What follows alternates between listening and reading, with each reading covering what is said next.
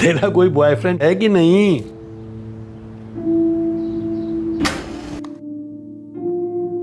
अरे जो करना था, जब करना था, कर तो चुका हूं। कुछ दिन करते करते सालों गुजर गए।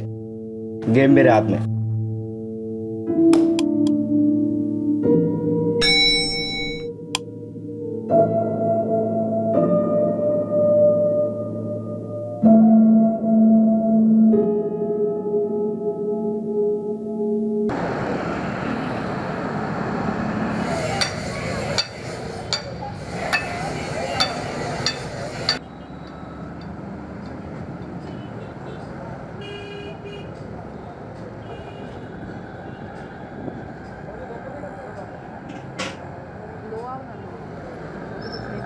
नाश्ता बनाओ। नाश्ता बनाने को बोला मैं तेरे को?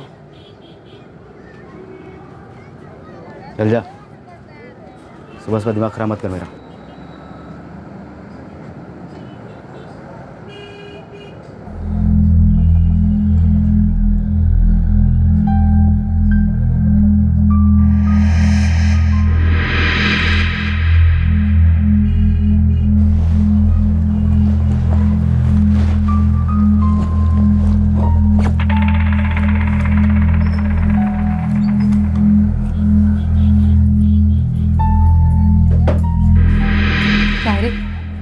कुछ काम वाम मिला कि नहीं? वो भी शुरू हो गई ना सुबह सुबह भेजा खाने को। सुनने का शौक है क्या?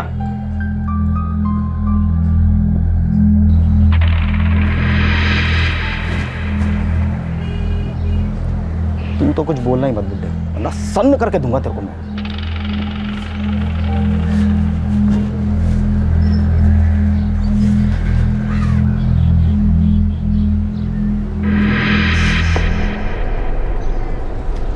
ए कह रहा हो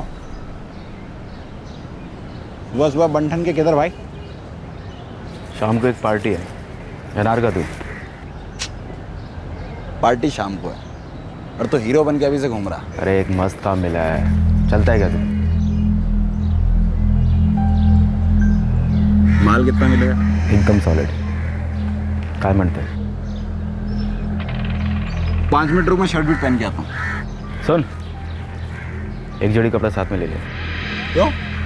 ले ले, बताता हूँ।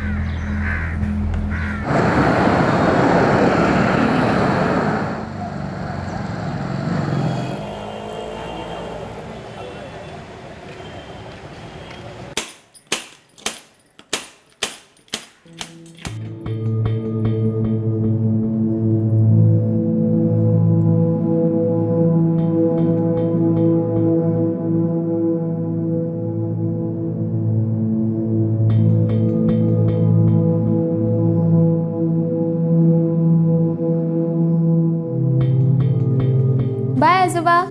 बाय हिमानी बेटा. काही पाहिजे? आते वक्त कुछ लेके आओ? ना बेटा, बस तू वक्त पे आ जाना. हाँ, देर मत करना. जी. यही थी ना मैगजीन जो आपने कही थी? हाँ, यही नहीं पढ़ी थी. विलास भाऊ, नई दवाइयाँ कब कब देनी है हिमायत है ना तुम्हाला? हो हिमानी ताई, सब लिख कर रखा है मैंने. ठीक है, मैं चलती हूँ. बाय आजोबा. ठीक है बेटे.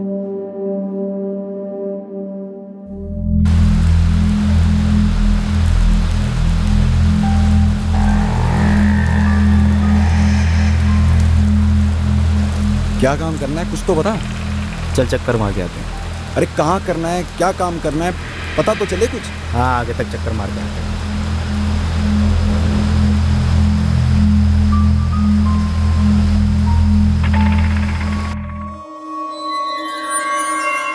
क्या सविता, आज फिर से लेट करा दिया ना तूने मुझे. अच्छा सुन, आजोबा का दोपहर का खाना अभी से बना के मत रख. दोपहर को आके फ्रेश बना, समझी? नहीं होगा ताई, दोपहर को वापस नहीं आ सकती है ना. विलास है ना, गरम करके खिला देगा. ठीक है.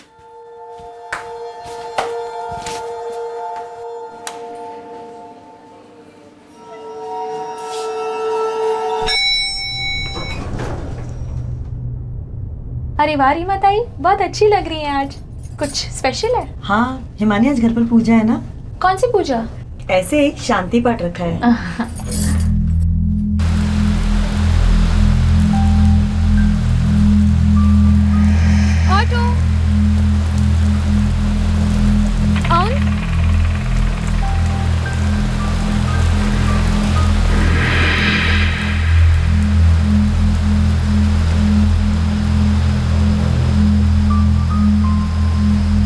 अति हो रही है अब। तू बताएगा नहीं, मैं करूंगा नहीं। और ये एक जोड़ी कपड़ा लेने क्या को बोला तूने? अरे रुक ना, थोड़ा सिग्नल तो मिलने दे।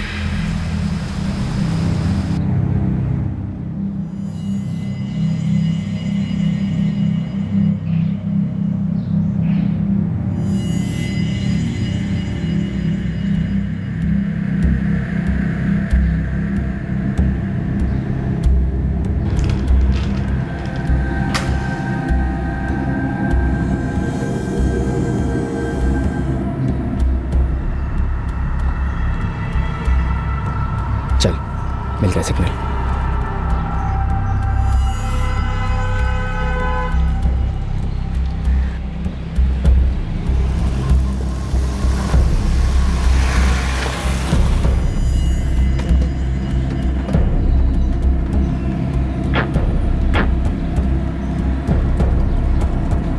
अरे आ गए वो लोग। कैसा है वेणु और गिरीश? नमस्कार काका। अरे गोपाल ये कसं आहे, मजेत ना? मस्त मस्त मस्त नमस्कार नमस्कार आइए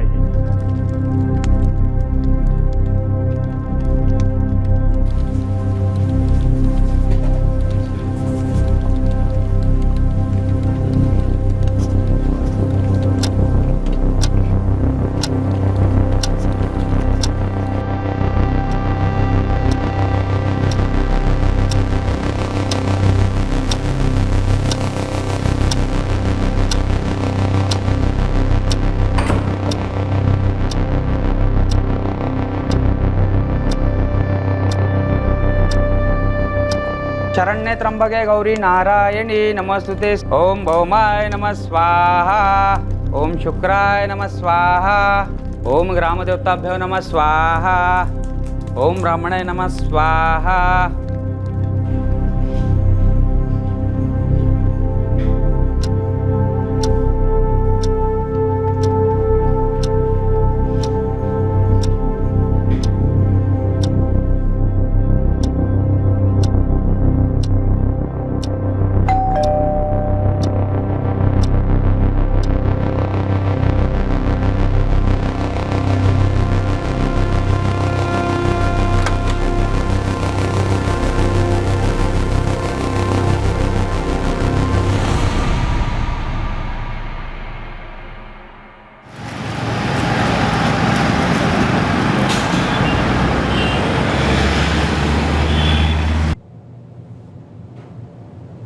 The number you have called is currently switched off.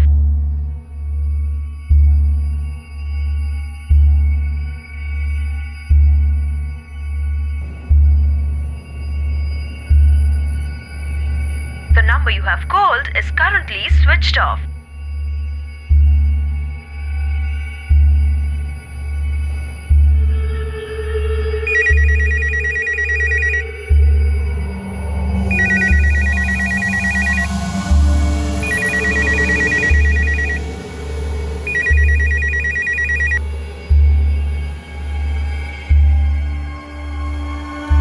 हमने लखानी सेरेमिक्स का बैंक अकाउंट ऑडिट किया है। काफ़ी डिस्क्रिपेंसीज हैं, कई सारी एंट्रीज बैंक अकाउंट में टैली नहीं हो रही है। आप एक बार चेक कर लीजिए।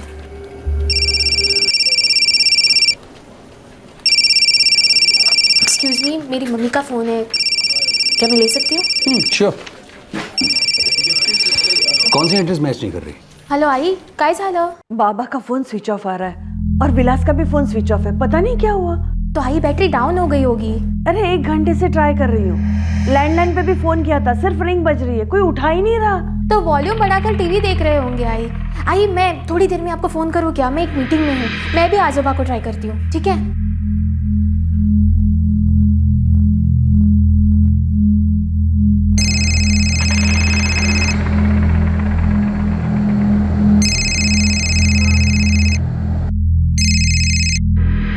हाँ हिमानी दे। सविता किधर है तू? बी विंग में शर्मा जी के यहाँ। सुन ना, मेरे घर पे एक राउंड मार के आ। काय को? कोई फोन नहीं उठा रहा है, लैंडलाइन भी नहीं, जाके एक बार देख के आना। अच्छा ठीक है, मैं 10 मिनट में जाती हूँ, यहाँ का काम भी लगभग खत्म होने आया, फोन करती है मैं। हाँ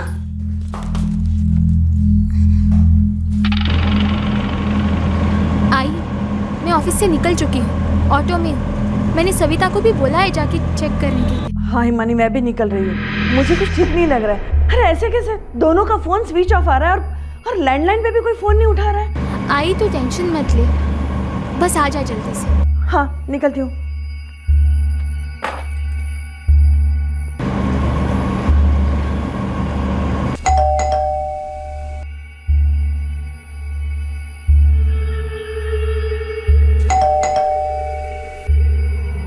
ताई मैंने घर की बेल बजाई लेकिन कोई दरवाजा ही नहीं खोल रहा है। अरे ऐसे कैसे कोई दरवाजा नहीं खुल रहा है? तूने बाहर से आवाज लगाई, नॉक किया क्या दरवाजे पे?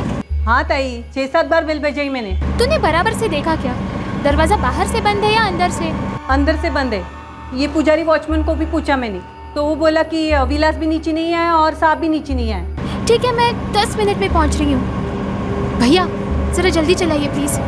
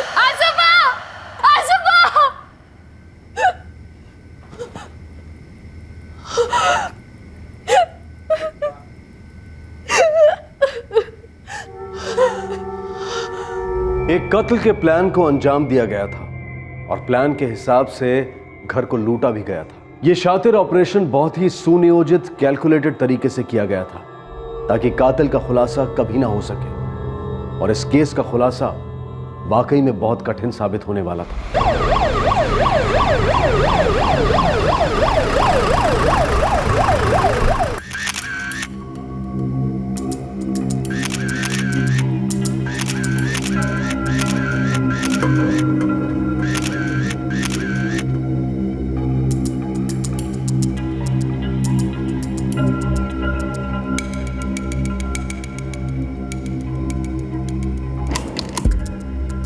विलास मेरे आजोबा का अटेंडेंट था, उनकी देखभाल करता था। मेघराज जी आपके पिता हैं? जी नहीं, वो मेरे ससुर थे। आपके हस्बैंड कहाँ हैं? उनकी डेथ हो चुकी। 1 साल पहले पापा को हार्ट अटैक आया था, नहीं बचे। आपकी फैमिली में कौन कौन है? मेरे बाबा के बड़े भाई मयंक कुलकर्णी पनवेल में रहते हैं, वो यहाँ के लिए निकल चुके। आप में से कोई बता सकता है कि लॉकर में क्या क्या था? जी कुछ खास नहीं, बस कुछ पेपर्स और 20,000 कैश। ज्वेलरी वगैरह? जी नहीं, वो आजोबा बैंक के लॉकर में रखते थे। आपके दादाजी का और विलास का मोबाइल फ़ोन हमें नहीं मिला।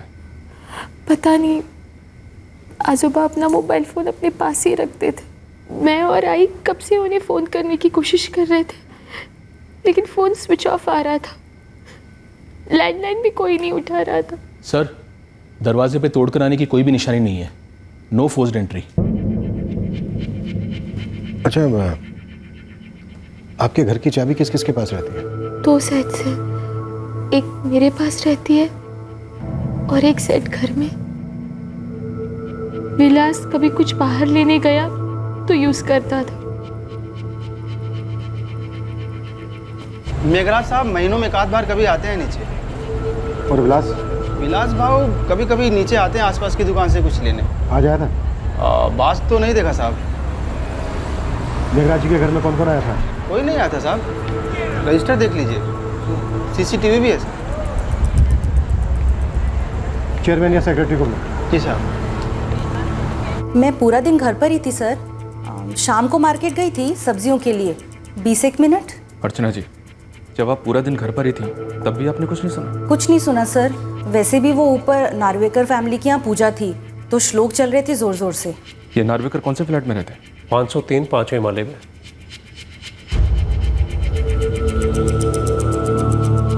हाँ हिमानी, मैंने लोनावाला क्रॉस कर लिया है, 45 मिनट्स में पहुंच जाऊंगा। मैं और आई पुलिस स्टेशन जा रहे हैं मयंक काका।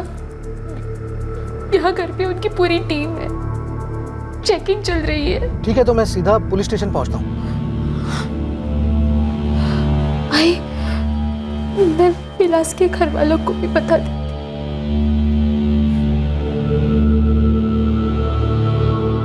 हाँ ताई, प्रमिला बोलते। प्रमिला,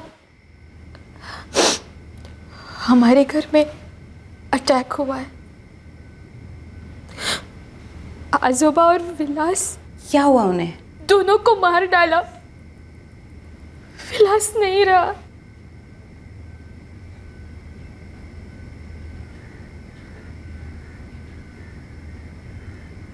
प्रमिला, हेलो प्रमिला, प्रमिला।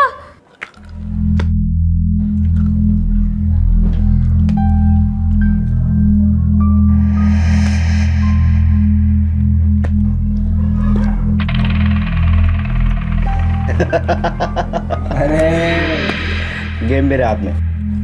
बोला दादा, सही गुड लक चल रहा है मेरा। सॉलिड कमाई होने वाली है, सॉलिड। क्या है ला? ये रूम मेरा, पार्टी मेरा और पैसे ये घसीट रहा है। अरे कब तक गुड लक चलेगा साले का? अब देख। बहू और पोती पुलिस स्टेशन पहुंच गए? हाँ सर। और वो बड़ा बेटा जो पनवेल में रहता है? मयंक कुलकर्णी, वो थोड़ी देर में पहुंचता ही होगा सर। मोहित, तीनों से बात करते हैं, समझते हैं क्या है क्या नहीं। जी सर। वैसे सोसाइटी की सीसीटीवी फुटेज 2-3 घंटे में मिल जाएगी। कबर्ड में लॉकर को छोड़कर किसी भी चीज़ को हाथ नहीं लगाया गया। और घर में कोई फोर्स्ड एंट्री के निशान भी नहीं है सर। कोई जान पहचान वाला आने वाला था क्या? आई, मयंक काका ने किसी को भेजा होगा क्या?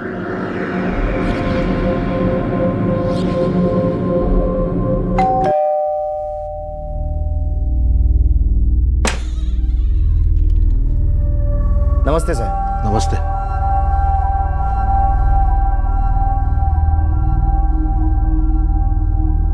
फिर आ गया वही बात करने। ना करूं बाबा, आप तो कुछ कर ही नहीं रहे हो। अरे जो जो करना था, जब जब करना था कर तो चुका हूं। सब दे दिया मैंने। नहीं बाबा, हिसाब से नहीं दिया है। अब मैं अलग रहता हूं, इसका मतलब ये तो नहीं कि मुझसे ज्यादा हक प्रफुल्ल का हो गया। देख बेटा मयंक, अब जो कुछ मेरे पास है मैं उसे अपनी देखभाल के लिए रखूंगा, उसे टच भी नहीं करूंगा। हाँ, एक एफडी मैच्योर होने वाली है और शेयर मार्केट में उछाल आएगा तो शेयर बेचकर तुझे कैश दे दूंगा। आपका शेयर मार्केट तो एक अरसे से उछल ही रहा है। कुछ दिन करते करते सालों गुजर गए। मैं कब तक वेट करूंगा बाबा? अरे मेरे जाने तक तो वेट कर सकता है। 75 बरस का हो गया हूं और कब तक जीऊंगा। ऑफिसर ने कहा कोई जबरदस्ती घर में नहीं घुसा है, तो फिर और कौन हो सकता है? कोई आने वाला था दोपहर में? नहीं सर, मतलब किसी ने ऐसे फोन वोन करके नहीं कहा था कि मिलने आएंगे। तुम्हारे दादाजी के मेल अटेंडेंट विलास के अलावा उस घर में और कौन काम करता है? सविता है बाई, वो खाना बनाती है। और उसके अलावा एक और आती है घर का काम करने के लिए। निर्मला नाम है उसका। दोनों की टाइमिंग्स? सविता 7:30 के आसपास आती है सुबह और 9 बजे तक अपना काम ख़त्म कर देती है। उसके बाद निर्मला आती है। मुझे सविता और निर्मला दोनों के नंबर चाहिए। आप यहाँ नहीं रहती? जी नहीं, मैं डेक्कन रोड पे रहती हूँ। पर आपकी बेटी यहीं रहती थी मेघराज जी के साथ। सर, जैसे कि मैंने कहा, मेरे पापा प्रफुल्ल कुलकर्णी पिछले साल अचानक चल बसे। वही आजोबा का ख्याल रखते थे, इसलिए पापा के जाने के बाद मैं वहाँ रहने लगी आजोबा की देखभाल करने के लिए। पिछले साल तक जब तक तुम्हारे फादर जिंदा थे वो मेघराज जी के साथ ही रहते थे? हाँ, हफ्ते में 5 दिन तो रहते थे और 2 दिन हमारे घर, हमारे डेक्कन रोड वाले घर। तुम्हारे दादाजी बुजुर्ग थे, अकेले थे, तो वो आप लोगों के साथ डेक्कन रोड वाले घर में क्यों नहीं रहते थे? सर, उन्हें अपने घर में रहना अच्छा लगता था। आजोबा और आजी पहले सोलापुर में रहते थे।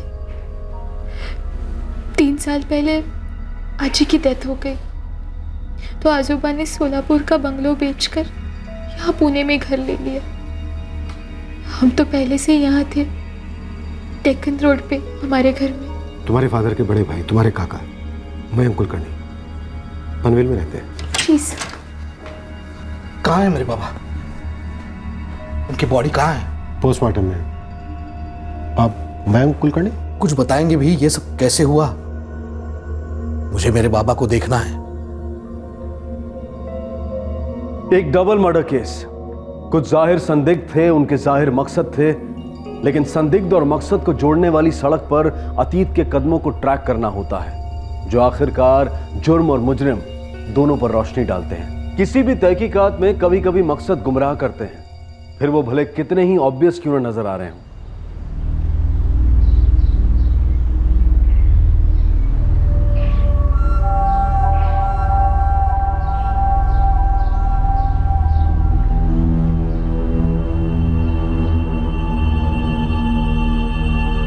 आई, मयंक काका के बारे में बता दूं ऑफिसर को? हाँ, बता दे। सर, बिल्डिंग की लॉबी में जो सीसीटीवी कैमरा है, पूरी सोसाइटी में बस वही एक कैमरा है। कल सुबह से देर शाम की फुटेज है सर।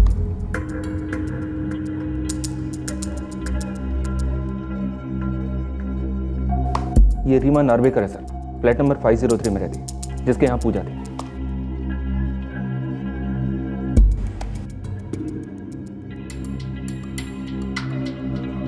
और ये सविता आश्रिका, कुलकर्णी के घर में खाना बनाने वाली, वॉचमैन ने बताया सर। और ये निर्मला है सर, घर के बाकी के काम करने वाली।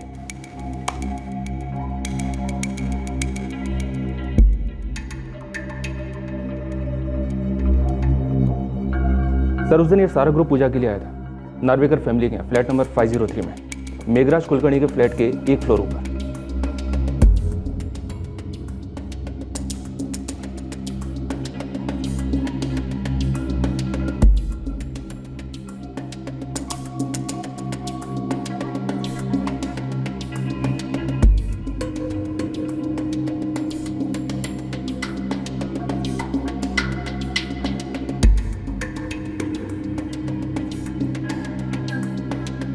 सर, मेघराज कुलकर्णी के यहाँ भी कोई नहीं आया बिल्डिंग लॉबी से, और सोसाइटी रजिस्टर में भी कोई एंट्री नहीं है। मोहित हिमानी कुलकर्णी और उसकी माँ को बुलाते हैं और पूछते हैं कि वो इनमें से किसी को पहचानती हैं क्या, जो उस दिन मेघराज कुलकर्णी के घर गया।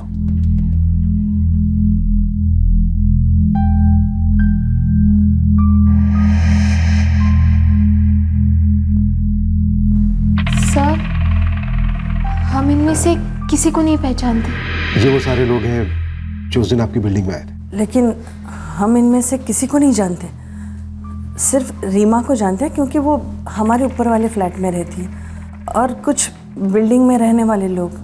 और सविता और निर्मला। सविता और निर्मला, ये दोनों शामिल हो सकती हैं क्या? नो सर, वो दोनों ऐसा क्यों करेंगे? तुम्हारे दादाजी का कत्ल हुआ है, उनके अटेंडेंट विलास का कत्ल हुआ है, या विलास सिर्फ इसलिए मारा गया क्योंकि वो वहां पर मौजूद था, या वो विलास को मारने आए होंगे और तुम्हारे दादाजी भी मारे गए। Collateral killing.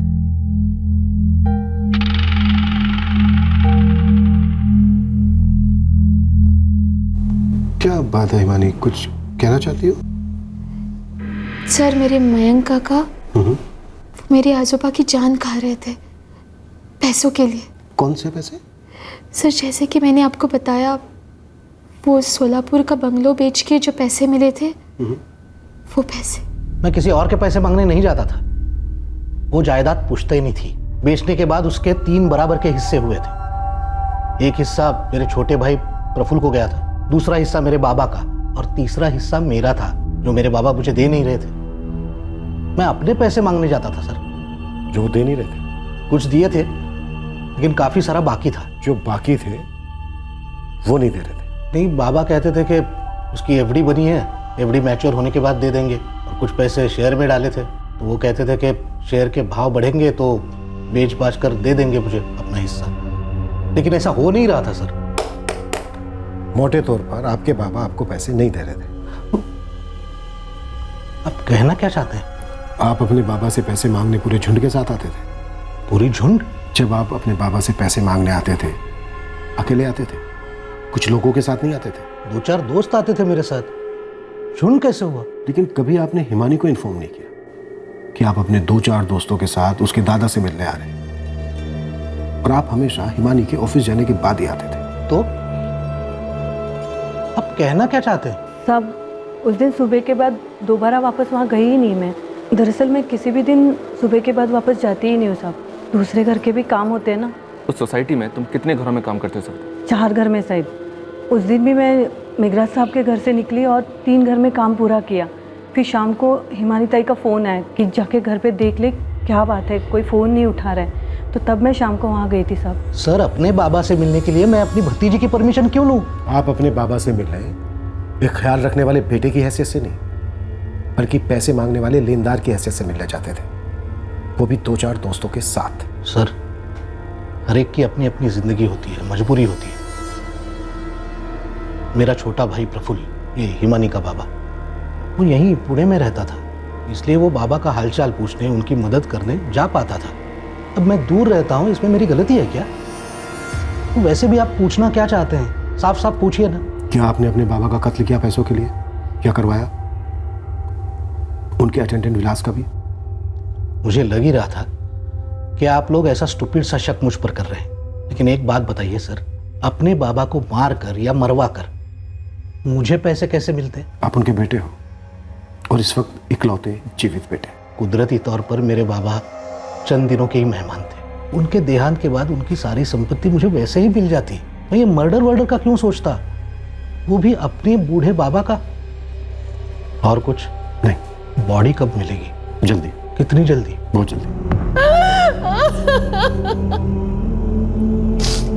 किसने मारा मेरे पति को?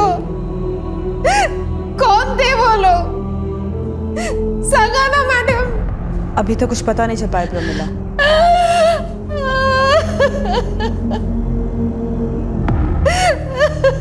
झगड़ा?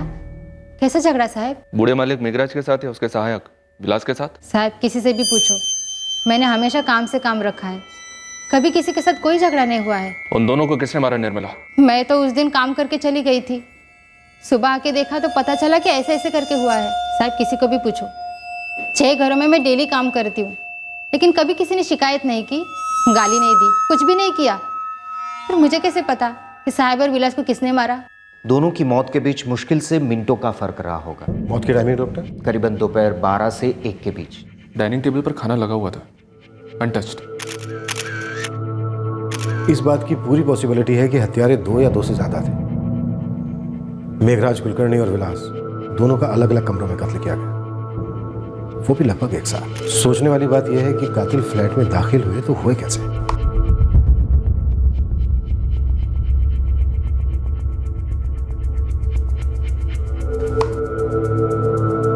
11:30 बजे से लेकर 2 बजे के बीच कोई बिल्डिंग में एंटर ही नहीं हुआ, सिवाय कुछ बिल्डिंग रेजिडेंट्स के। शायद हत्यारे पहले से आए होंगे सर, काफी पहले से। प्रसन्न वदने प्रसन्न होती निर्लज्जा, दोषी न सुंदोरी धोखा मतलब कोई सिंगल कातिल 2 या 3 या फिर उससे भी ज्यादा ना तो बिल्डिंग में आए और ना ही बिल्डिंग से बाहर गए। जी सर। मोहिते, शायद कातिल अभी भी बिल्डिंग में ही है।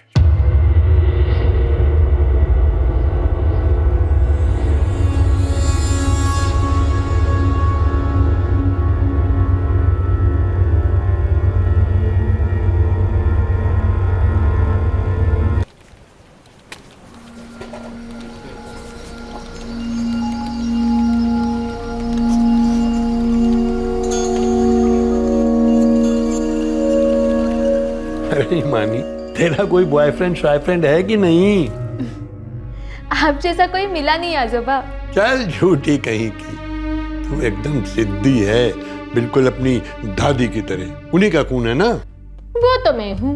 अरे पागल, एक अच्छा सा अपनी उम्र का लड़का ढूंढ ले, ताकि जब तू मेरी उम्र की होगी तो तेरे देखभाल कर सकेगा जैसे तू मेरी देखभाल करती है। पर मैंने तो बचपन में ही डिक्लेयर किया था आजोबा कि मैं अगर शादी करूंगी तो सिर्फ अपने आजोबा से। अच्छा चल, मैंने तुझे परमिशन दे दी, अब तो ढूंढ ले कोई स्मार्ट लड़का, बिल्कुल भी जेलस नहीं फील करूंगा। हाँ, प्रॉमिस।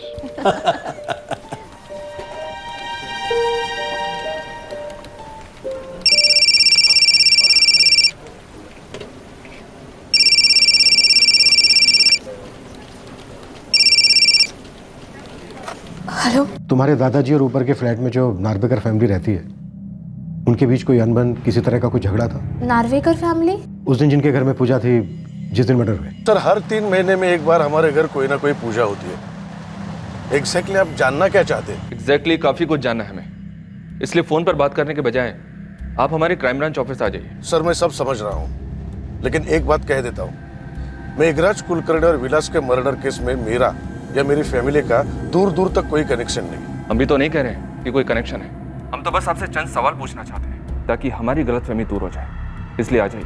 ओके, कब आना है? अभी। कुणाल नार्वेकर और रीमा नार्वेकर से मेरी हाय हेलो से ज़्यादा कभी बात ही नहीं हुई सर, और वो भी लिफ्ट में या कॉलोनी में आते जाते वक्त। आजोबा का उनके साथ ऐसा कुछ हुआ हो, ये मुझे याद नहीं आ रहा। तुम अपने दादाजी के साथ पिछले 1 साल से रहनी थी ना? जी। उससे पहले कभी कुछ हुआ हो? कुछ ऐसा कभी बताया तुम्हारे दादाजी ने तुमसे? नहीं सर, मुझे ऐसा कुछ याद नहीं आ रहा। आखिरकार खूनी पीड़ित के घर में दाखिल कैसे हुए थे और एक्चुअली वो करने क्या आए थे? उन्हें किसी ने बुलाया था या भेजा था? मकसद क्या था उनका? ये केस पुलिस को अचरज में डाल चुका था क्योंकि कोई स्पष्ट मकसद नहीं दिखाई दे रहा था और इसी वजह से मुजरिमों की चाल साफ तौर पर नजर नहीं आ रही थी। लेकिन इस जुर्म के होने के पहले कुछ हरकतें हो चुकी थीं जो लौटकर इस केस को सुलझाने वाली थी।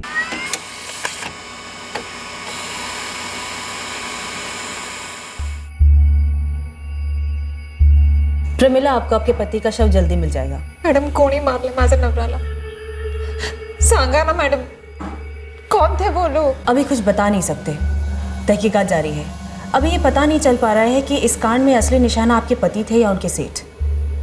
आप बताइए प्रमिला, आपके पति को कौन मारना चाहता था? मुझे इस वक्त कुछ याद नहीं आ रहा है।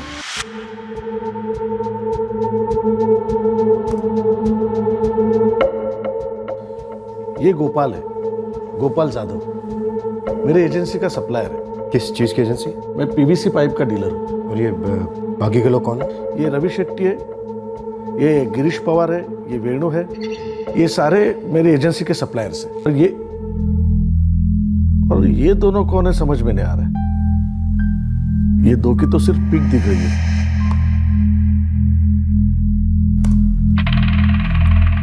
ये दोनों पहले भी पूजा में आए हैं? ये रवि और गिरीश है जो बात कर रहे हैं, और ये दो। और सर, आप ये सब क्यों कर रहे हैं? आपके घर के ठीक 1 फ्लोर नीचे जो 2 मर्डर हुए हैं, हमें लगता है कि घर में कोई जबरदस्ती नहीं घुसा, बल्कि घर के अंदर गया और अंदर से उसके लिए दरवाजा खोला गया। तो हम ये जानना चाहते हैं कि कौन है वो शख्स जो घर के अंदर गया और कैसे गया?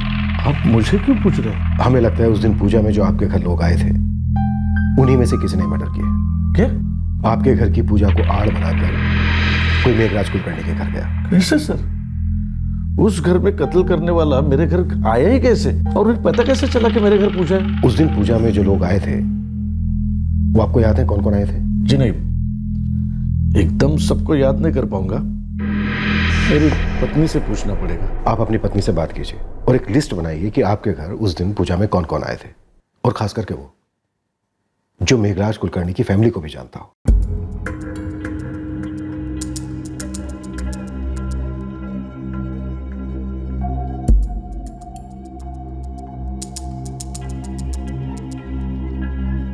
The number you have called is currently not reachable. Speed up cab services में आपका स्वागत है। सर, इस नंबर से 2 दिन पहले हमने एक कैब बुक की थी। मुझे पता लगाना है 2 दिन पहले ये कैब किसने बुक की थी, पिकअप कहाँ से था और डेस्टिनेशन क्या था।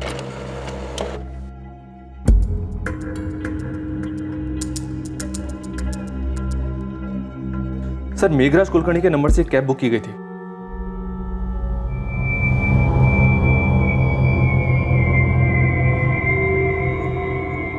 हेलो, हाँ मैडम, एक कैब बुक करानी है मेरे को। सर, कैब बुक की गई 2:25 पर और पिकअप टाइम दिया गया 3:20।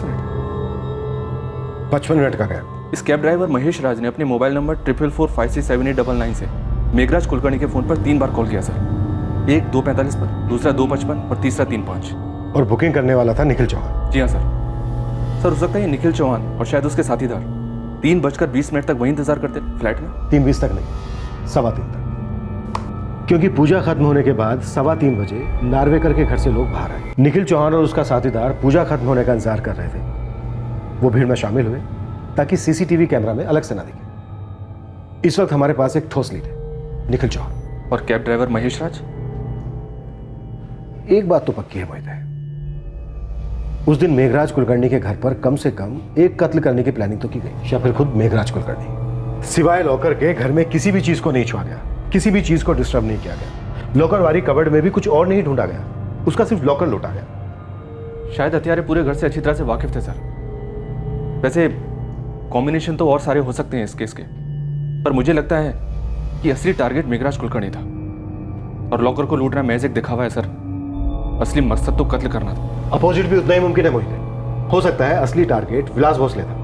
मेघराज कुलकर्णी सिर्फ इसलिए मारा गया क्योंकि उस वक्त वो वहां पर मौजूद था, और लॉकर गुमराह करने के लिए लूटा गया। सर, इस केस की एक और थ्योरी हो सकती है। ये विलास भोसले उस एक या दोनों के साथ मिलकर मेघराज कुलकर्णी को मारकर घर लूटना चाहता था। उसने उन दोनों को अंदर लिया, उन लोगों ने मेघराज को मारा और लूट के दौरान कुछ ऐसा हुआ होगा कि उन लोगों ने विलास को भी मार दिया। मोहित, लॉकर में सिर्फ 20,000 रुपए थे। अब इतनी छोटी सी रकम के लिए इतनी बड़ी प्लानिंग, 2 मर्डर।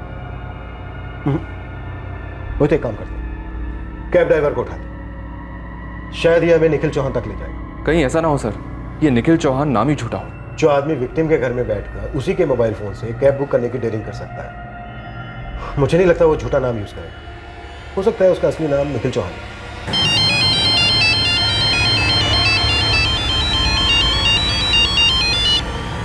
हेलो, हाँ जी, मैं महेश राज बोल रहा हूँ। आप कौन?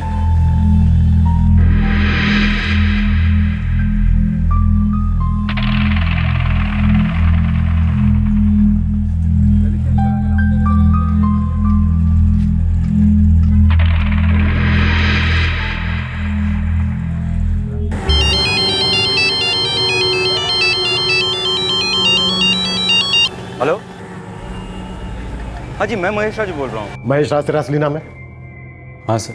3 दिन पहले 3:20 पर सने मार्ग कोरेगांव पार्क से तूने 2 आदमियों को उठाया था। हाँ सर, हिंजेवाड़ी की पार्टी थी।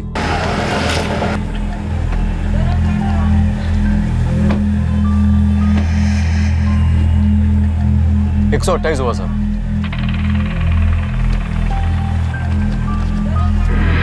जिन 2 लोगों को तूने ड्रॉप किया वो दोनों हमारे सस्पेक्ट्स हैं, एक डबल मर्डर केस में। ये दोनों दिखते कैसे थे महेश राज? बोलिए, बता उनका। वो मेरा ध्यान तो गाड़ी चलाने में था, वो उन दोनों को तो ठीक से देखा तक नहीं मैंने साहब। उन दोनों के बीच कोई बात हुई थी? कुछ भी याद है कुछ?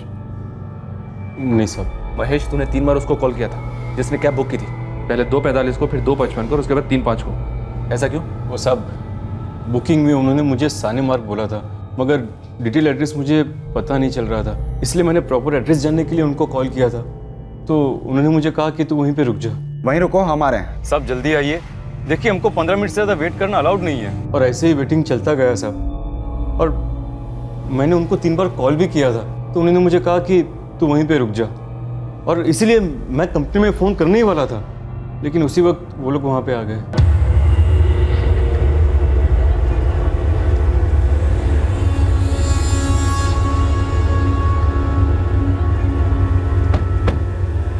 साहब पूरा 25 मिनट वेट हो गया। चल आ गया ना, गाड़ी निकल फटाफट। आप पर जाना कहाँ है? नीचे बड़ी ले ले। जो कुछ भी तुझे याद है बता दे, उम्र, शक्ल, कपड़े, कुछ भी।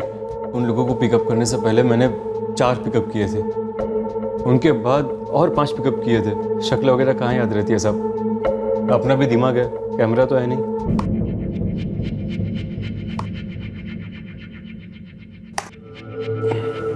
ये देख, इनमें से कोई था?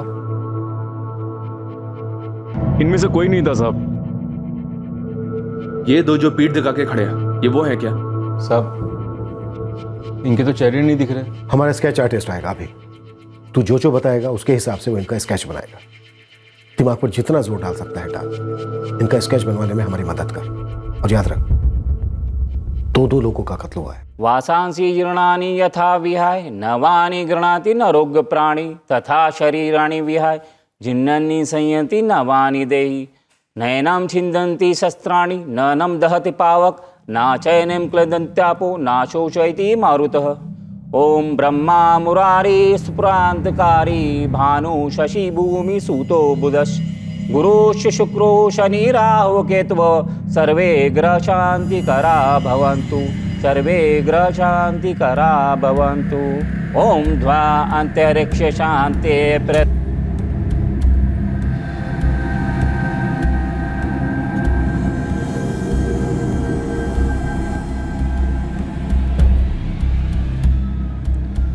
रिमा, पोलीस तुला फोन करणार आहेत, वो सीसीटीवी फुटेज में लोगों को पहचानने के लिए।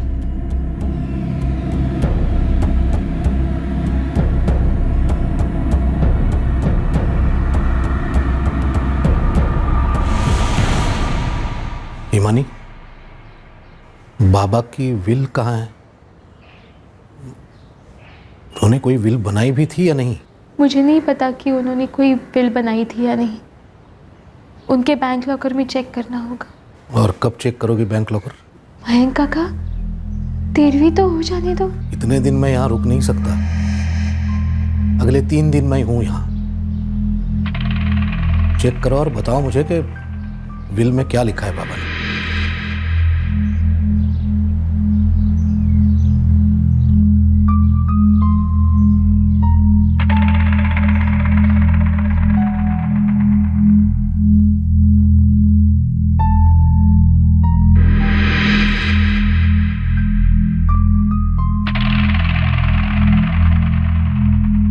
काय म्हणतात पोलीस? कह रहे कि उन्हें मालूम नहीं विलास और उसके सेठ मेघराज को किसने मारा। तेरे से कुछ बात हुई पुलिस की? कोई सवाल पूछे उन्होंने? नहीं तो मुझसे क्या पूछेंगे? नहीं, वो ऐसे ही।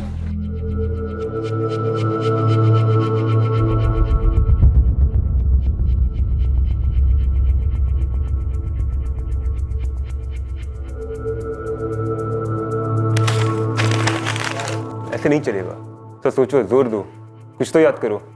साहब मैंने उनको ठीक से देखा ही नहीं, तो क्या ठीक से बताऊं और क्या दिमाग पे जोर डालूं? सर, मयंक कुलकर्णी के कॉल रिकॉर्ड्स में शक करने जैसा कुछ नहीं है।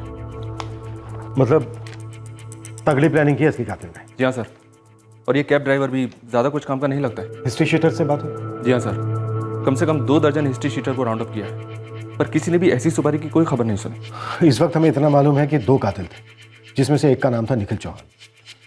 अब ये नाम असली है या फर्जी, ये भी नहीं मालूम। वही थे, उनके लिए दरवाजा खोला गया था। एक बात और है सर, मेघराज को चलने में तकलीफ होती थी, और विलास के होते हुए वो दरवाजा क्यों खोलता? लेकिन जब इन दोनों ने बेल बजाई तो दरवाजा खोला विलास ने। सिर्फ उनके लिए घर का दरवाजा खोला ही नहीं गया, बल्कि घर के अंदर एंट्री भी दी गई। या तो ये हो सकता है कि उससे किसी ने कहा हो कि वो लोग आने वाले हैं, उनके लिए घर का दरवाजा खोले, घर में एंट्री दे। या फिर ये भी हो सकता है कि उसने खुद उनको बुलाया। वैसे सर विलास के कॉल रिकॉर्ड्स में कोई अजीब कॉल्स नज़र नहीं आ रहे हैं। उसने सारी कॉल्स या तो अपनी पत्नी प्रेमला को की हैं या फिर अपनी मेम साहब हिमानी को, जो शायद काम से किए गए। अगर हम मान लें कि असली टारगेट विलास भोसले था, तो फिर मकसद क्या था? सर हो सकता है विलास और ये दोनों दोस्त हों, ये इन तीनों की जॉइंट प्लानिंग हो, साजिश हो। ये तीनों लूट के लिए घर में पहुंचे और जब इन लोगों ने देखा कि लॉकर में सिर्फ 20,000 कैश है, तो उस बात को लेकर इन तीनों में कोई अनबन हो गई और उन दोनों ने मिलकर विलास को मार दिया और उसके बाद मेघराज कुलकर्णी को, क्योंकि वो गवाही दे पाता। या फिर पहले मेघराज कुलकर्णी को, उसके बाद विलास को। या फिर सर ये पैसे का मामला है ही नहीं, कोई अफेयर शफेयर का मामला? उसकी पत्नी प्रेमिला सर, उससे बात करते हैं। जरूर करते हैं। दूसरी पॉसिबिलिटी, अगर असली टारगेट मेघराज कुलकर्णी था, तो क्या मकसद हो सकता है? सर उसका बेटा अब भी हमारे शक के दायरे में है। बेटे को प्रॉपर्टी के सेल के पैसे चाहिए थे जो बाप उसे दे नहीं रहा था। और हिमानी? हिमानी क्लीन लगती है? लगती तो क्लीन है सर, लेकिन ये पैसों का लालच अच्छे अच्छों को मैला कर जाता है।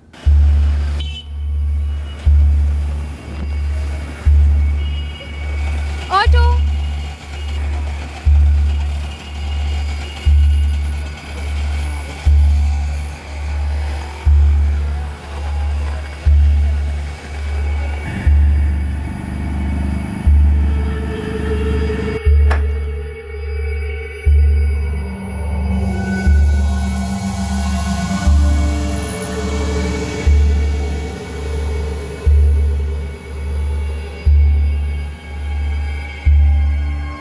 वो दो लोग कौन थे का क्या मतलब है इंस्पेक्टर?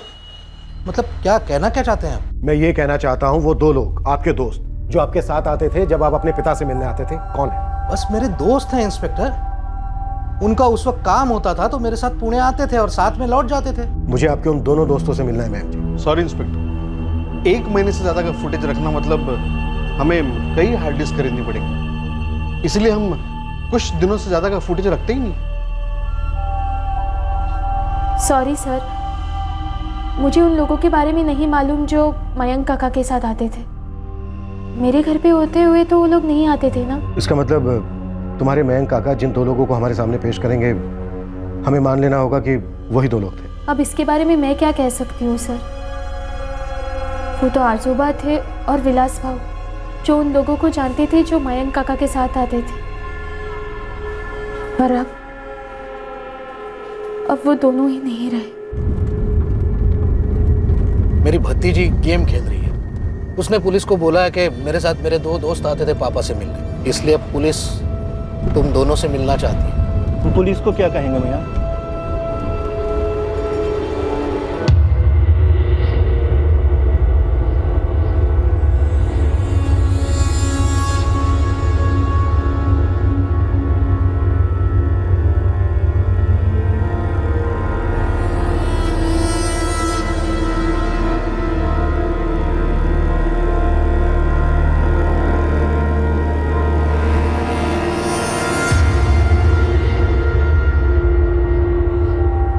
आप जरा डिटेल में बताएंगे, आप जानना क्या चाह रही हैं? हिमानी कुलकर्णी के बारे में मुझे सारी इन्फॉर्मेशन चाहिए, पर्सनल प्रोफेशनल सब कुछ।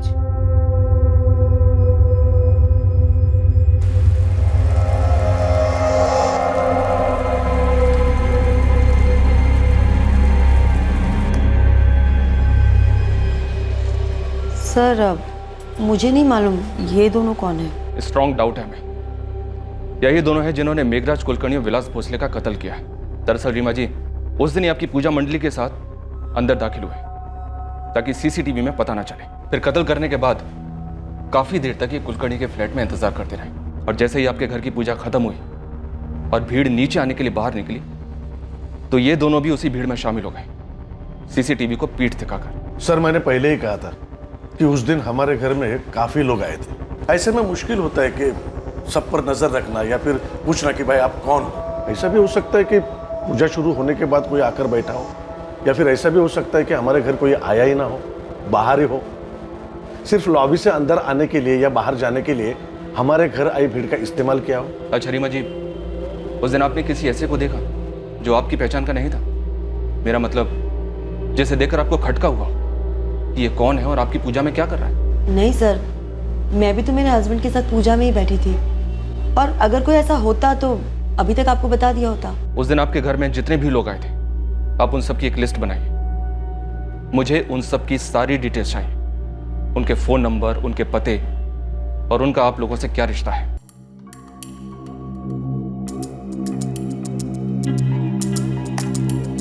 सर, ये रवि है, ये वेणु है, ये गिरीश है और ये राजीव है। लेकिन ये दोनों कौन है मैं नहीं जानता। ये हमारे साथ नहीं थे। जी नहीं साहब, मुझे भी मालूम नहीं ये दोनों कौन है। नहीं सर, सर इनके चेहरे तक तो दिख नहीं रहे, तो पहचानने का तो सवाल ही कहाँ से आता है। पर एक बात है सर। क्या? सर वो दूसरा वीडियो देखिए जहां हम सब पूजा के बाद बाहर आ रहे हैं।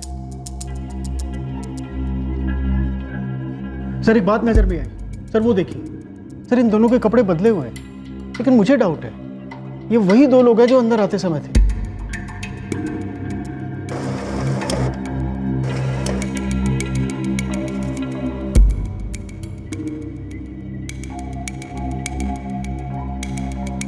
हमारी नजर से चूक गया सर, लेकिन जब ग्रीश ने बताया तब पकड़ में आया। ये दोनों वही हैं, बस कपड़े चेंज हैं। कपड़ों पर खून के दाग लग गए होंगे, इस वजह से चेंज किया होगा। जाहिर है सर, ये प्लान मर्डर था।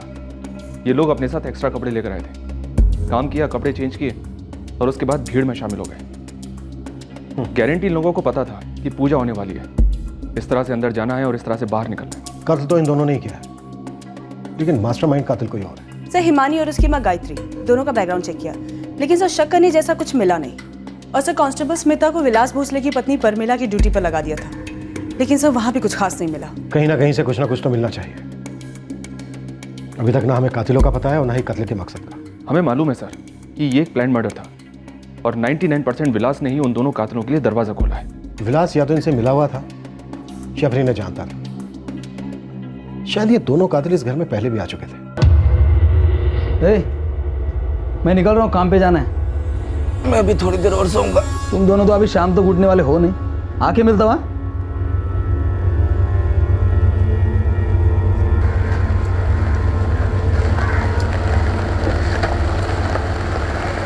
वो दो हत्यारे जो उस दोपहर मेघराज कुलकर्णी के फ्लैट में दाखिल हुए, डबल मर्डर करके फरार हुए, वो दोनों पुलिस की पहुंच और नजरों से बहुत दूर थे। उन्होंने एक प्लान को अंजाम दिया था और अभी तक उनका पलड़ा भारी था।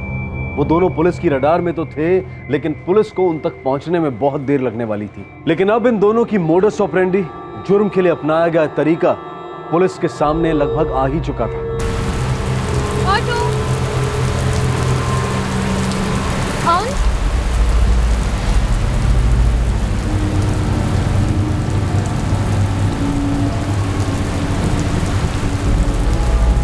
तू बताएगा नहीं, मैं करूंगा नहीं। अरे रुक ना, थोड़ा सिग्नल तो मिलने दे। वो घर कम वाली निकली है ना, इसका देखो घर कम वाली निकलेगी। ये जो लेडीज गई अभी यहाँ से, उसका फ्लैट है क्या? तो अब बता दे, क्या काम उठाया तुमने? सदा उतावला मत हो।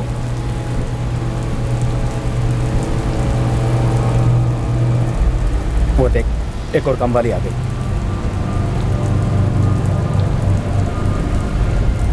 ये उसी घर में काम करती है।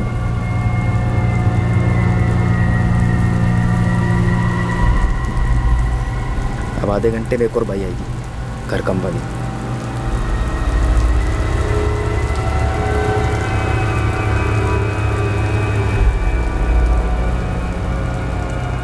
अब जब ये बाहर निकलेगी, वो होगी अपनी हरी झंडी। तो भाई, इस काम के लिए कितना पैसा मिलेगा अपने को? तो पहली बार कर रहा है क्या? तो शांति रखना, तुझे भी अच्छा रोकड़ा मिलेगा।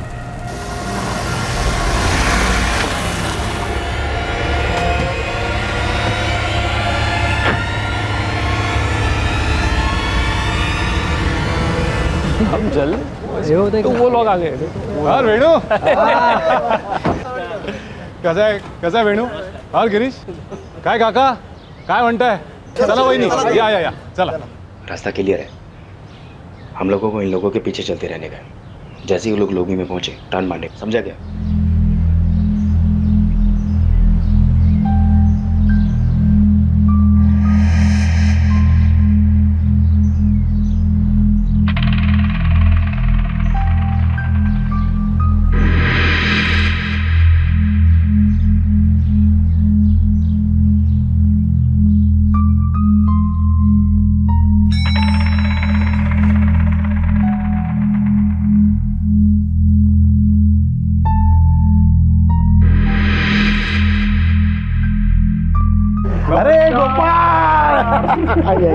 ये कैसा है, मजेदार? मस्त मस्त मस्त, नमस्कार नमस्कार, आइए आइए। यार हम लोग क्या कर रहे हैं, कुछ तो बोल। चलना। ओम भौमाय नमः स्वाहा, ओम शुक्राय नमः स्वाहा, ओम ब्राह्मणाय नमः स्वाहा, ओम कुलदेवताभ्यो नमः स्वाहा, ओम सर्व शांति शांति शांति करिसे, ओम सर्व शांतिभ्यो नमः स्वाहा, ओम इष्ट देवताभ्यो नमः स्वाहा, ओम ग्राम देवताभ्यो नमः स्वाहा।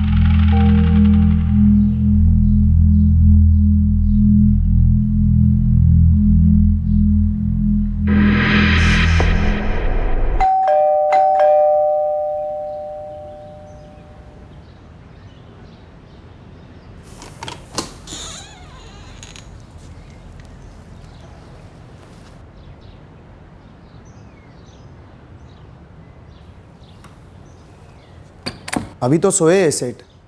तो रुकते हैं थोड़ी देर, पानी तो पिला दो। ठीक है बैठो।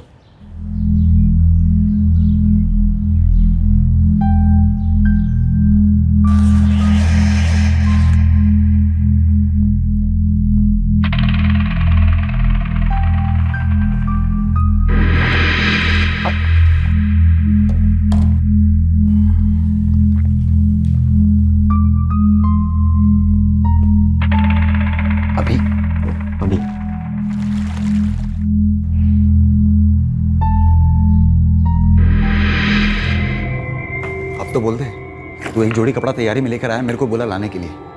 इधर आकर 2-2 गेम बजाए हमने। क्या सिर्फ 20,000 रुपए के लिए? हैं भाई, अब बता दे किसने दिया सुपारी, कितने की दिया सुपारी? निखिल सुन, ऊपर पूजा खत्म होने तक हम लोग इधर ही वेट करेंगे। उसके बाद जैसे ही वो लोग निकलेंगे हम लोग उन लोगों में शामिल हो जाएंगे। नीचे जो CCTV कैमरा लगे हैं ना, उनमें हम दिखेंगे नहीं ठीक से, बरोबर ना?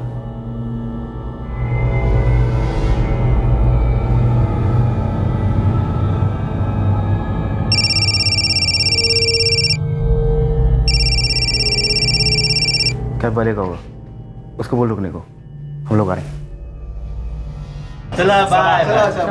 चलो भाभी जी। तो यार तुम लोग सिर्फ पूजा के टाइम में आते हो, कभी ऐसे भी आया करो। कुणाल भाऊ, हम तो पूजा के बहाने कभी कभी आ भी जाते हैं आपके यहाँ पर, आप तो वो भी नहीं आते। भाभी जी के साथ कभी बनाइए कोई प्रोग्राम, आइए घर पर। जरूर गिरीश भाऊ, जरूर। चलिए। चला ये तो भाई, नमस्कार। चलो।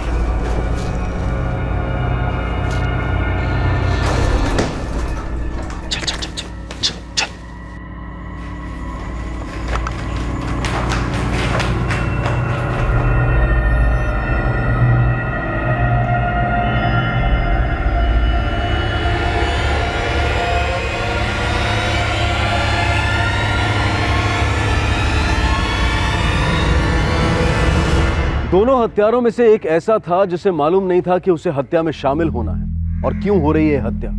वो मुख्य हत्यारे से बार बार सवाल कर रहा था, जबकि मुख्य हत्यारा बड़े ठंडे दिमाग से अपना काम किए जा रहा था। हत्याकांड के बाद पुलिस भी इन सवालों के जवाब ढूंढ रही थी। कत्ल क्यों किए गए और किसके कहने पर किए गए।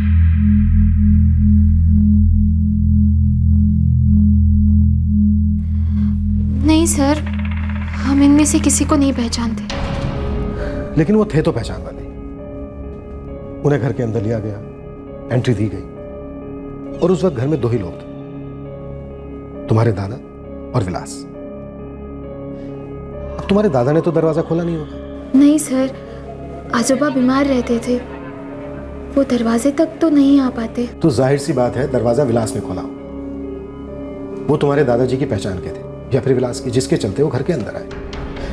अब हिमानी, हमें यह जानना है कि ऐसा कौन हो सकता है जिसके लिए इतने आराम से विलास दरवाजा खोल देता। दिन भर ऑफिस में रहती हूँ, हफ्ते में 6 दिन। मेरे पीठ पीछे क्या होता है, कौन आता है कौन जाता है, फ्रैंकली मुझे नहीं मालूम। विलास को काम पर कैसे रखा गया था? वो एक एजेंसी के थ्रू आया था। एजेंसी से तुम्हारे दादाजी ने कांटेक्ट किया? जी सर, 1 साल से वो आजोबा के साथ काम करता था। कभी कभी उसकी बीवी भी आती थी, प्रमिला, वो भी घर का थोड़ा बहुत काम कर लेती थी। तुम्हारे दादाजी काफी पैसा छोड़कर गए। जी, क्या बात है सर? हिमानी, क्या ऐसा है कि तुमने हमें वो नहीं बताया है जो इस वक्त हमें पता होना चाहिए। मैं आपके इशारे समझ रही हूँ सर, पर ट्रस्ट मी, मुझे जो जो मालूम था, शक था, मैं आपको सब कुछ बता चुकी हूँ। तुमने हमें जो अपने काका मयंक कुलकर्णी के बारे में बताया, वहां पर हमें कुछ दाल में काला नहीं दिखा। वहां नहीं दिखा तो आप यहाँ ढूंढ रहे हैं। सर मैं बच्ची नहीं हूँ और बेवकूफ़ भी नहीं हूँ। अच्छी तरह से जानती हूँ मेरा पीछा हो रहा है, ऑफिस में इंक्वायरीज हो रही। मेरे आजोबा मेरे बेस्ट फ्रेंड थे, मेरी अच्छी जॉब है, मुझे उनके पैसों में कोई इंटरेस्ट नहीं है, बस उनसे बहुत लगाव था, इसलिए उनकी देखभाल करने के लिए मैं उनके साथ रहती थी। वो खूनी तुम्हारे दादाजी के घर के चप्पे चप्पे से वाकिफ थे। उन्होंने सिर्फ लॉकर ढूंढा। वो घर में तब दाखिल हुए जब घर पर सिर्फ तुम्हारे दादाजी और विलास मौजूद थे। सर हमारे घर से ताल्लुक रखने वाला हर शख्स ये जानता था कि दोपहर में आजोबा और विलास घर में अकेले रहते थे। घर के दोनों भाइयों को भी ये बात मालूम थी और पड़ोसियों को भी। हाउसिंग सोसाइटीज में सभी को एक दूसरे के घरों की खबर रहती है, लेकिन सोसाइटी में इन दोनों आदमियों की किसी को खबर नहीं। मैं अभी भी आपके बात का मुद्दा नहीं समझ पा रही हूँ। आप इसमें किसकी गलती साबित करना चाहते हैं? मेरी? यहाँ किसी की गलती नहीं है, बल्कि दो वेल प्लान मर्डर हुए हैं।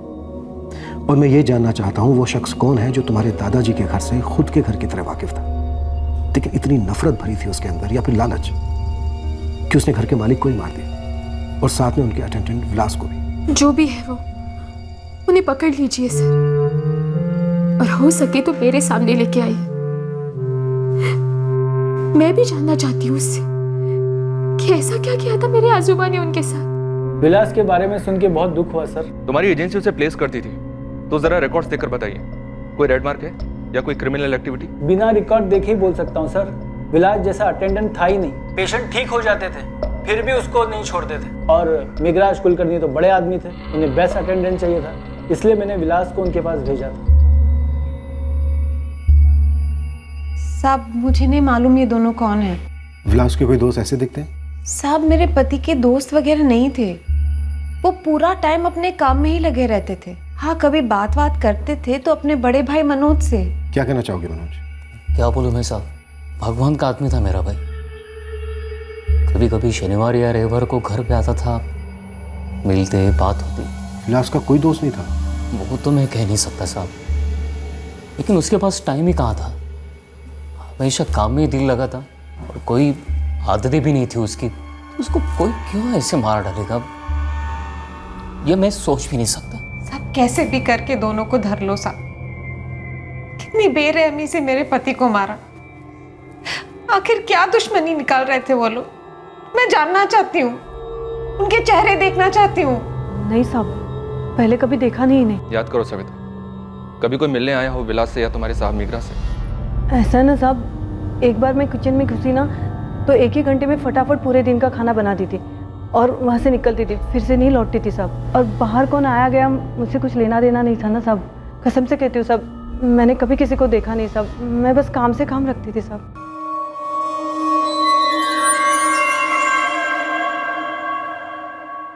सच कहता हूँ, हमारी पूजा में ऐसा कोई नहीं दिखा जिसे हम जानते नहीं, लेकिन सीसीटीवी में जो है वो थोड़े अजीब लगते हैं, हमारे यहाँ नहीं थे।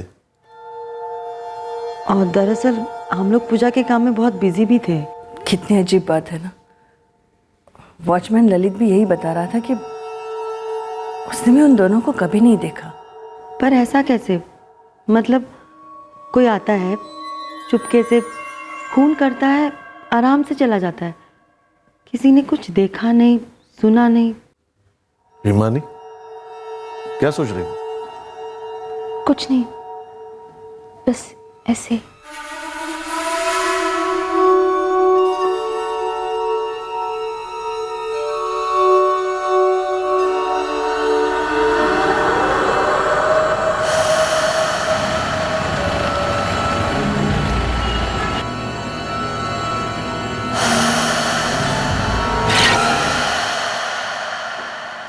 नहीं साहब, कौन है ये? किसी दिन तुम्हारे सेठ के घर पे आए थे ये लोग, सेठ से मिलने या विलास से मिलने? नहीं देखा साहब, मैं तो काम करके निकल जाती थी। अच्छा, विलास से तुम्हारी कभी तो बात हुई होगी, घर में कोई झगड़ा हुआ था या कोई अनबन? कभी ना कभी कुछ तो कहा होगा उसने, याद करो। सब काम करते करते इधर उधर की बात होती थी, मगर घर काम के बारे में, लेकिन ज़्यादा नहीं, क्योंकि शेठ जी बिगड़ जाते थे। बिगड़ जाते थे मतलब? उन्हें पसंद नहीं था मैं और विलास एक दूसरे से बात करें। उनको लगता था हम काम नहीं कर रहे, गप्पा लड़ा रहे हैं, तो फिर डांट देते थे। अब उनके बात का बुरा नहीं मानते साहब। तुम डांट का बुरा नहीं मानते थे, पर तुम्हें यह कैसे पता कि विलास भी बुरा नहीं मानता था? विलास ने कभी तो तुम्हें कहा होगा, कभी कोई शिकायत की उसने सेठ के खिलाफ तुमसे? नहीं साहब, विलास तो एकदम सीधा साधा आदमी था, शेठ के बात का बुरा नहीं मानता था वो। उस नालायक जैसा नहीं था। कौन नालायक? वही परशुराम भाऊ का लड़का, बेवड़ा, एक नंबर ही कामचोर। ये परशुराम भाऊ कौन? विलास के पहले ना वो यहाँ काम करते थे, उनका लड़का आता था, सर में दर्द था, वो एक काम ढंग से नहीं करता था। मैंने परशुराम भाऊ को भी बोला था आपका लड़का कोई काम ही नहीं करता, फिर शेठ जी ने भी उसको निकाल दिया काम से। फिर विलास आ गया। घर में काम करने वाली निर्मला से पुलिस को मिली ये एक खबर इस केस का ब्रेक थ्रू साबित हुआ। अतीत का एक साया रोशनी में आया था। केस का एक ऐसा पहलू सामने आया था जो अब तक इन्वेस्टिगेशन की रेंज में ही नहीं आया था, लेकिन इस खबर के मिलने के बाद केस तेजी से आगे बढ़ा और बहुत कम समय में सुलझ गया। जुर्म का मकसद सामने आया, पर क्या यह मकसद किसी और बड़े मकसद से जुड़ा हुआ था? हाँ, ऑफ कोर्स मैं परशुराम भाऊ को जानती हूँ, लेकिन इस आदमी का तुमने जिक्र तक नहीं किया। फ्रैंकली सर, मैंने कभी सोचा भी नहीं था कि उनका इस केस से कुछ ताल्लुक हो भी सकता है। इनका बेटा भी काम करता था तुम्हारे घर में? नहीं, इनका बेटा क्यों काम करने लगा? परशुराम भाऊ आजोबा के अटेंडेंट थे, शायद उनका बेटा कभी आया होगा घर पे, पर मैं तो घर पे नहीं रहती थी। पर काम परशुराम भाऊ ही करते थे, मैं उनके बेटे को नहीं जानती। विलास के पहले परशुराम कदम को अटेंडेंट ड्यूटी के लिए भेजा गया था। ये परशुराम कदम का बेटा भी उसके साथ काम करता था, सुना है पियक्कड़ है? हाँ सर, एक नंबर का निकम्मा है वो अविनाश। अगर अविनाश कदम निकम्मा है, शराबी है, तो ये परशुराम कदम उसे अपनी जगह काम पर क्यों भेजते थे? शायद कुछ काम सीख जाए इसलिए, लेकिन लेने के देने पड़ गए सर। ये अविनाश काम चोरी के अलावा बदतमीजी भी करने लगा, मेघराज साहब को उल्टे सीधे जवाब देने लगा, बस कंप्लेन आ गई। अविनाश, अविनाश, अविनाश! क्या हुआ दादाजी? ये अविनाश कहाँ मर गया? वो तो सो रहा है। उठाओ उसे और उठाकर उसे मेरे सामने बुलाओ। अविनाश, ये हो क्या रहा? तो शराब की बू कैसी आ रही है तुमसे? बू आ रही है? कहाँ आ रही है बू? निर्मला ने अपनी आंखों से देखी शराब की बोतल रसोई में। अरे उसने पीते हुए देखा क्या? जूस था वो ऐसे ही कान भरती रहती है और आप शुरू हो जाते हो। और तू ड्यूटी के वक्त सो कैसे सकता है? दादू, काय पाइजे तुला? मेरा सर दर्द से फटा जा रहा है, मुझे अपना सर दबवाना था। अरे अभी तो दबाया था थोड़ी देर पहले सर तुम्हारा। तो क्या कोई एहसान किया मुझ पर? देख अविनाश, तू हद से बाहर जा रहा है। बुला बुला अपने बाबा को फोन करके यहाँ, अभी की अभी। मेघराज जी देखिए, शांत हो जाइए। आपकी तबीयत के लिए इतना चिल्लाना ठीक नहीं है सर। अरे अगर मेरी तबीयत की फिक्र होती ना तुम लोगों को, तो ऐसे नालायक आदमी को काम करने के लिए नहीं भेजते मेरे यहाँ। सर मैं अभी परशुराम से बात करता हूँ, अभी बात करता हूँ सर। कोई जरूरत नहीं प्रकाश परशुराम से बात करने के लिए, उससे मेरी बात हो चुकी है। वो कह रहा था कि अविनाश ऐसे ही है, माफी मांगने लगा मुझसे, कह रहा था धीरे धीरे काम करते करते सुधर जाएगा। अरे मैंने यहाँ कोई सोशल सर्विस सेंटर बना रखा है शराबियों को नशा छुड़ा करके उनको सुधारने के लिए। अरे मैं एक बूढ़ा बीमार आदमी हूँ, मुझे अपनी मदद के लिए एक ढंग का अटेंडेंट चाहिए, जो तुम मुझे नहीं दे सकते हो। तो शहर में और भी एजेंसीज हैं। नहीं सर, ये परशुराम अविनाश को अब भी रिप्लेस कर देता हूँ और उसकी जगह पे आपको बेस्ट अटेंडेंट देता हूँ। और सर मैं प्रॉमिस करता हूँ आगे से आपको कोई शिकायत नहीं होगी। ठीक 2 दिन के बाद परशुराम कदम को रिप्लेस करके विलास को भेज दिया मैंने काम पर। प्रकाश, मुझे इस परशुराम कदम का एड्रेस चाहिए। ठीक है सर, अभी SMS करता हूँ। और बाप बेटे दोनों के फोटोग्राफ भी, जल्द से जल्द।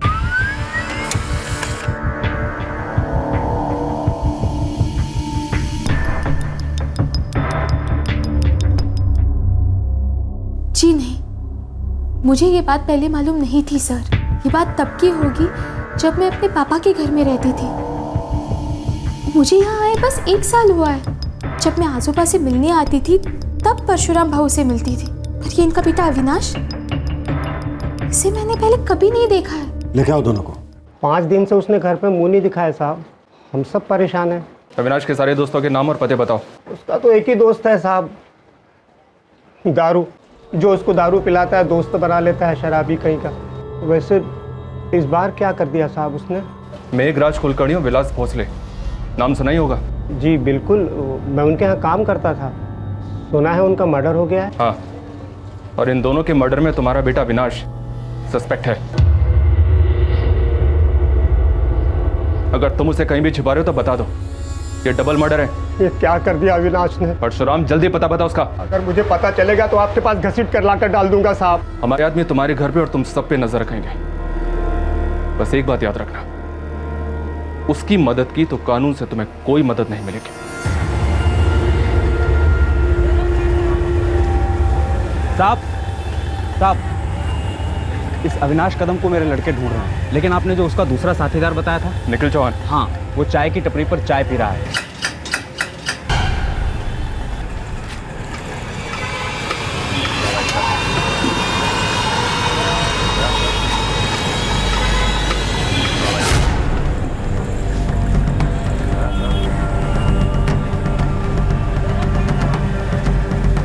भाई ज़्यादा साहब, कैब बुक करनी है इंजीवाड़ी के लिए। तेरा दोस्त अविनाश कहाँ है? बोल, कहाँ है अविनाश? साहब मैं बता रहा हूँ साहब, मैं बता रहा हूँ साहब। नहीं। सबसे पहले ये बोल कि अविनाश का है। साहब वो उसका दोस्त है साहब, रजनीश। हम लोग उधर ही छुपे हुए थे साहब, और वो भी 5 दिन से उधर ही सो रहा है साहब। मैं मेरी आई की कसम खा रहा हूँ साहब, मेरे को मालूम नहीं था कि मर्डर का प्लान है साहब। मेरे को लगा चोरी करने का है। मैं सच कह रहा हूँ साहब, नहीं तो मैं जाता ही नहीं साहब मैं उधर। और ये रजनीश रहता कहाँ है? इंजीवाड़ी में साहब। मुझे कोई फोटो दिखा है 2 लोगों के। मैंने तो बोला मैं तो नहीं पहचानती। फिर पूछा घर में कोई झगड़ा वगैरह हुआ था क्या? मैंने बोला हाँ, परशुराम भाऊ के लड़के अवि को लेकर एक दिन गर्मा गर्मी हुई थी। क्या? लेकिन निर्मला, तुमने मुझे ये बात पहले क्यों नहीं बताई? अरे ताई, मुझे तो लगा आपको सब कुछ मालूम है। लेकिन इस अविनाश कदम को और उसके साथीदार निखिल चौहान को पता कैसे चला कि हमारे घर पूजा है? कुछ समझ में नहीं आ रहा। कहीं ऐसा तो नहीं कि विलास उन लोगों के साथ मिला हुआ था?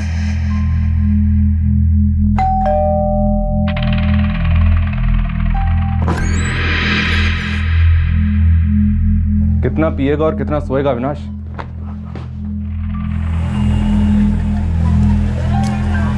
पुलिस ने अविनाश कदम को धर लिया है प्रमिला। उसने और उसके एक दोस्त निखिल चौहान ने मिलकर विलास और मेघराज सेठ का मर्डर किया था। किसने भेजा था? मतलब किसके कहने पर तूने ये कांड किया? पैसा सटक गया था मेरा। वहां भी कर सो गया था। उन्होंने तुझे नौकरी से निकाल दिया, तुझे गुस्सा था उन पर।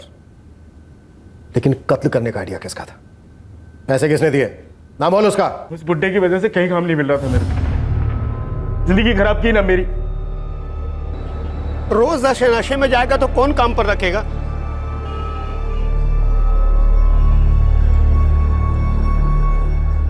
अरे मूर्खा, शर्म कर। कितने साल मैंने मेघराज सेठ की सेवा की, तेरे को काम पे लगा। सोचा कि तू काम को आगे बढ़ाएगा और मैंने दूसरा काम पकड़ा। अब देख, न तेरे पास काम है न मेरे पास काम है। प्रकाश भाई मेरे को काम पे लेने के पहले 10 बार सोचते हैं। वो खुद बोले मेरे से, वो डरते कि कहीं तू ना टपक पड़े। तो कल रात से मेरा दिमाग खराब है। चाय पीने दे अब तू। खराब कर रख दिया। कैसा हैवान है रे तू, बाप पे हाथ उठाता है। अरे मेल्या, लाज नाही वाटत तुला? बापावर हात उचलतोस? घुमा मेरे बेजा। फिर किसी ने लाख पट्टी की ना, काम मिलेगा या नहीं, नशा छोड़ेगा या नहीं, तो दांत फोड़ दूंगा थोड़े से, जिप कर दूंगा प्लेट से। अगर तूने बुड्ढा बुड्ढी की साइड ली तो तेरी एक हड्डी तोड़ दूंगा मैं। समझ लगी नहीं? समझ लगी नहीं? कहीं भी कोई काम नहीं दे रहा था मेरे को। 50 बार तो प्रकाश भाव के ऑफिस के चक्कर काटे, वो भी तू तड़क से बात करने लगा मेरे को। दूसरी एजेंसी फोन किया, वहां भी खबर पहुंच गई थी। इस बुड्ढे के कारण कहीं कोई काम नहीं दे रहा था। मेरी लाइफ खराब कर दी थी इस मेघराज कुलकर्णी।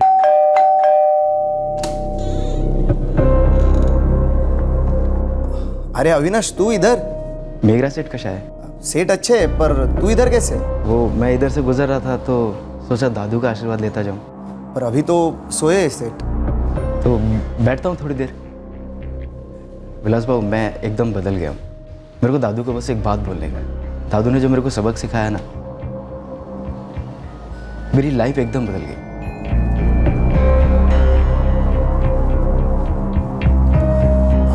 मैं देखता हूँ वो उठे कि नहीं। विलास ने जब दरवाजा खोलकर अविनाश और उसके दोस्त को अंदर आने दिया, उसे ये बिल्कुल ही मालूम नहीं था कि अविनाश के इरादे क्या हैं। इसकी वजह से मेरी लाइफ में पनौती लग गई। तो मर्डर के बाद तो मेरी लाइफ में पनौती लग जाएगी ना। ऐसा कुछ नहीं होगा बे। गुड्डे का फ़ोन ले, टैक्सी वाले को फ़ोन कर और टैक्सी बुक कर। इस विलास को भी सबक सिखाना था मेरे को। इसकी वजह से भी कई काम नहीं मिल रहा था मेरे को। तू सबक सिखाएगा? तू? हाँ, 24 घंटे नशे में रहता है, अपने माँ बाप पर हाथ उठाता है, 2 कत्ल कर चुका है, तू सबक सिखाएगा? मोहिते, दोनों का स्टेटमेंट ले लो और तगड़ी चार्जशीट फाइल करना, ताकि अदालत भी इन्हें अच्छे से सबक सिखा सके।